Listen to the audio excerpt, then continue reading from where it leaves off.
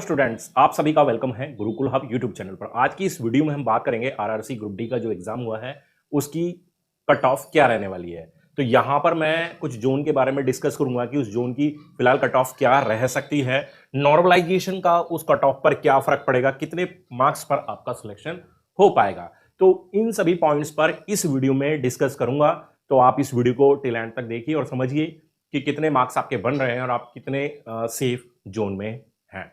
तो बारी बारी से हम बात कर लेते हैं। तो चलिए, मेरे पास एक लिस्ट है और ये मैंने बनाई है RRC group D 2022 group cut off marks के लिए। तो यहाँ पर मैं जो डिस्कस करने वाला हूँ जोन वाइज, मैं यहाँ पर कुछ आपके सामने शेयर करूंगा। तो मेरे पास यहाँ पर जो सबसे पहले आ रहा है वो आ रहा है इलाहाबाद जोन। तो ये सब आप लोग सब जानते हैं कि जो हमारी ग्रुप डी की जो कट ऑफ रहती है वो जोन वाइज रहती है। ठीक है, जोन वाइज रहेगी, हर एक जोन की अलग अलग कट ऑफ रहती है। कुछ जोन की कट ऑफ थोड़ी हाई रहती है और कुछ जोन ऐसे होते हैं जिसकी कट ऑफ उस हाई जोन के कंपैरिजन में लो रहती है। और यहां पर देखने में करीब करीब ये भी आया है कि करीब करीब 15 से 20 मार्क्स तक का भी डिफरेंस देखने को मिल जाता है। कहने का मतलब ये है कि अगर मैं कहूं कि हाईएस्ट जो जोन है, अगर वहां पर कट ऑफ मान लीजिए 65 है, तो जो जोन है आसान जोन, वहां पर आपको 45 से 50 के बीच भी सिलेक्शन होता हुआ दिख जाएगा। तो हाई जोन में और लो जोन में ये डिफरेंस रहता है। अब ये डिफरेंस जो बनता है वो किस वजह से बनता है, पहले इस बात पर मैं थोड़ा सा डिस्कस कर लेता हूं। तो देखिए, हाई जोन और लो जोन यानी कि जो कम मार्क्स पर सिलेक्शन कहां होता है, ज्यादा मार्क्स पर सिलेक्शन कहां होता है, तो वो डिफरेंस जो बनता है वो बनता है वहां पर उस जोन के अंदर कितनी वैकेंसीज हैं। ठीक है, सबसे मेन मुद्दा तो यही है। दूसरा जो मेन पॉइंट होता है कि उस जोन से अप्लाई करने वाले स्टूडेंट की संख्या कितनी है। ठीक है, तो इन दो मेन पॉइंट की वजह से ही हम ये बता पाते हैं कि ये जोन हमारा हाई कट ऑफ जोन है और ये वाला जोन जी लो कट ऑफ जोन है। ठीक है, तो ये बात थोड़ी सी आपको क्लियर हो गई।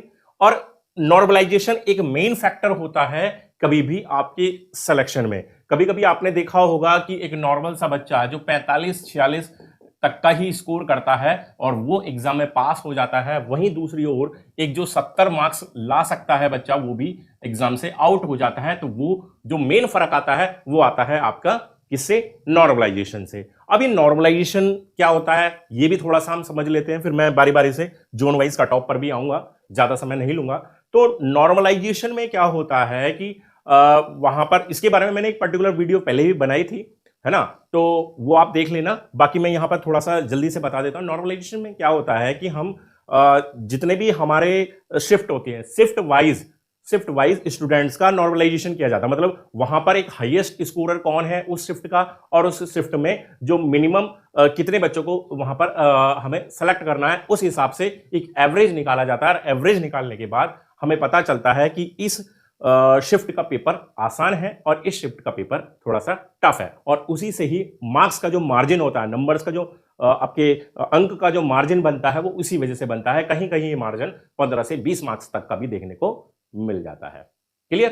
तो चलिए, ये बात आपको क्लियर हो गई कि हाई जोन कट ऑफ और लो जोन कट ऑफ, लो कट ऑफ वाला जोन कौन सा होता है और नॉर्मलाइजेशन से कैसे यहां पर फर्क पड़ता है। तो चलिए, सबसे पहले हम बात कर लेते हैं। हम सबसे पहले आते हैं इलाहाबाद जोन। देखिए, इलाहाबाद हमेशा हर स्टूडेंट की पहली पसंद रहा है। ज्यादातर बच्चे इस इलाहाबाद जोन से अप्लाई करते हैं, लेकिन यहां पर वैकेंसीज भी हमेशा ज्यादा ही होती हैं। तो वो कहीं ना कहीं चीजें एक दूसरे को एवरेज करने का काम करती हैं। लेकिन यहां पर अपीयर होने वाले, इस जोन से अप्लाई करने वाले स्टूडेंट की संख्या फिर भी कंपेयर करें अदर जोन से तो थोड़ी सी हाई रहती है। इसलिए मैं यहां पर इलाहाबाद जोन की जो अनरिजर्व कैटेगरी की जो कट ऑफ है वो 63 से 65 के बीच में मानकर चल रहा हूं। जो अवलोकन मैंने किया है उस आधार पर 63 से 65 के बीच में आपको कॉल की जाएगी आगे के प्रोसेस के लिए, फिजिकल के लिए, मेडिकल के लिए। ठीक है, 63 से 65। और अगर आप ईडब्ल्यूएस कैटेगरी से हैं तो आप यहां पर अपने आप को 60 से 62 के बीच में सेफ मान सकते हैं।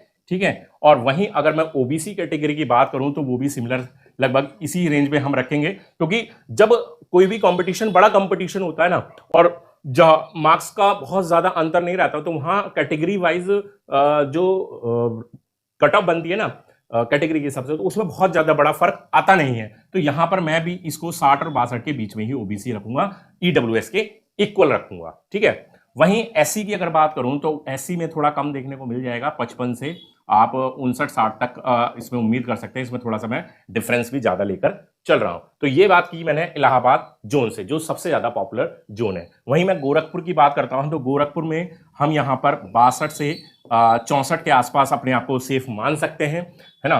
और यहां पर मैं बात करूं तो वही 58 to 60 यहां पर हम अपने आप को सेफ मान सकते हैं, ठीक है।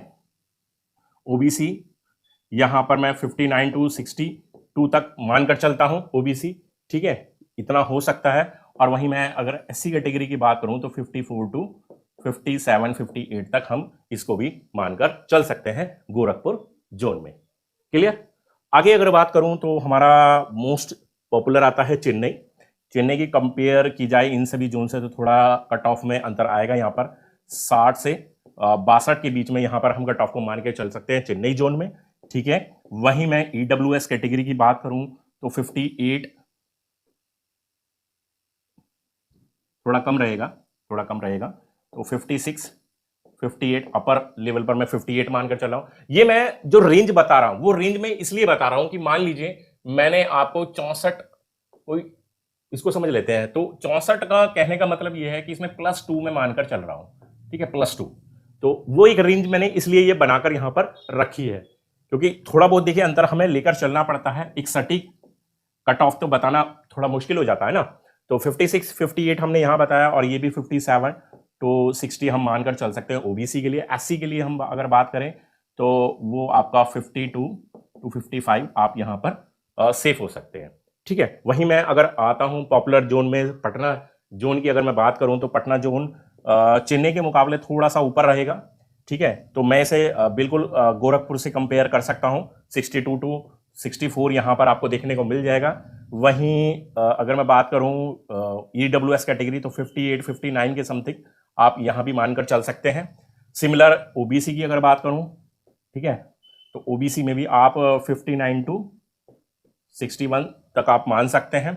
और एससी के लिए भी मैं यहां पर 55 to 57, 58 रखकर चलूंगा, ठीक है। तो हमने इलाहाबाद जोन की यहां पर बात कर ली, गोरखपुर जोन की हमने यहां पर बात कर ली है, चेन्नई जोन की यहां पर बात कर ली, और पटना जोन की बात करी, ठीक है। ये चारों ही जोन स्टूडेंट के लिए थोड़े से पॉपुलर होते हैं, यहां से अप्लाई करने वाले स्टूडेंट्स भी ज्यादा देखने को मिलते हैं, ठीक है। तो आज की इस वीडियो में हमने 4 ही जोन यहां पर लिए हैं। अब आप मुझे अपने इस वीडियो के कमेंट करके बताइए कि आप किस जोन से हैं, ताकि मैं और अदर जोन्स के बारे में भी बता पाऊं। ये मैंने अपनी तरफ से आपके लिए 4 जोन सेलेक्ट किए हैं और 4 जोन का विश्लेषण आपके सामने रखा है। आप मुझे कमेंट करके बताएंगे भाई मैं इस जोन से अप्लाई किया हूं, और साथ ही आप ये भी बताएंगे आपने कितना अटेम्प्ट किया है, थोड़ा सा, है ना। तो नेक्स्ट वीडियो में मैं वो सभी जोन कवर करूंगा, ठीक है। सारे जोन मैं बताऊंगा लेकिन बारी बारी से। तो आप मुझे बताइए कि आप कौन कौन से जोन से अप्लाई किए हैं और कितने अटेम्प्ट आपने यहां पर किए हैं, मतलब कितना आपका आंसर की के बाद स्कोर बन रहा है। क्लियर। तो गाइस आज की वीडियो में यही था, आपको यही सब कुछ शेयर करना था जिसकी आप लोगों को डिमांड थी। आई होप कि वीडियो पसंद आ गई होगी। वीडियो को लाइक कर दीजिए, शेयर कर दीजिए दोस्तों के साथ, और चैनल को सब्सक्राइब नहीं किया तो चैनल सब्सक्राइब कीजिए, क्योंकि इसी तरह के इन्फॉर्मेटिव वीडियोस मैं लगातार चैनल के माध्यम से आप तक पहुंचाता हूं। इन द नेक्स्ट वीडियो में बाय, थैंक यू।